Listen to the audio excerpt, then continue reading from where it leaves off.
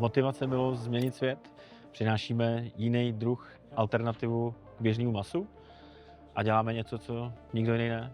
V projektu kultivovaného masa nesu odpovědnost za integraci technologie, stavby a digitální vrstvy do jednoho funkčního celku. Cílem je doručit pilotní továrnu v režimu Fast Track. Nejvíc mě překvapilo, že neexistuje ideální řešení pro nás, to znamená, že jsme se to museli vytvořit sami, takže celý software si vlastně vyvíjíme své pomocí.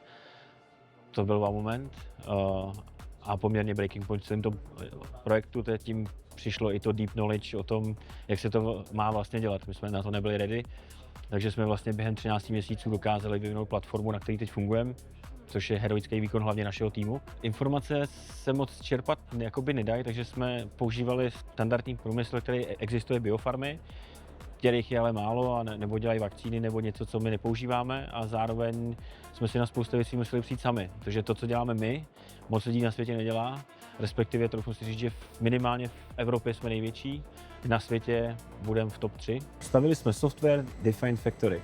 Továrnu jsme od začátku navrhli Digital First. Od laboratorních kultivací přes 1 metr krychlový až k připravené škále 10 metrů krychlových. Architektura je modulární, auditovatelná a připravená na MES a korporátní governance. Nestavíme experiment, stavíme spravovatelný tovární operační systém.